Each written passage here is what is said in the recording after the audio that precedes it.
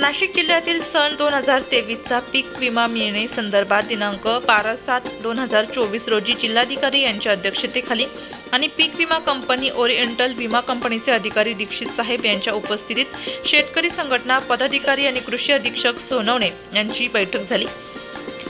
मागील खरीप हंगामातील पीक विमा नवीन खरीप हंगाम सुरू झाला तरी आजपर्यंत तो मिळालेला नाही।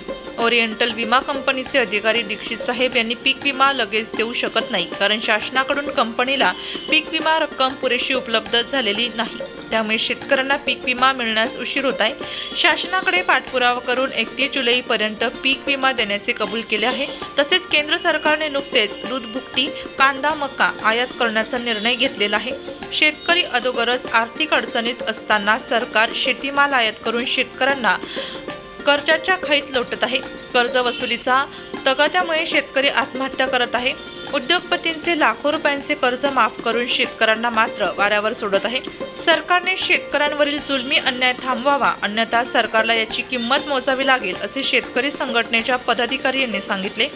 पीक विमा लवकर मिळावा या मागणीचे निवेदन जिल्हाधिकारी यांना देताना शेतकरी संघटनेचे जिल्हाध्यक्ष अर्जुन तात्या, उपाध्यक्ष शैलेंद्र आबा, संतोष जाधव, संदीप सोनवणे, सुनील बिरारी व शेतकरी संघटनेचे पदाधिकारी उपस्थित होते।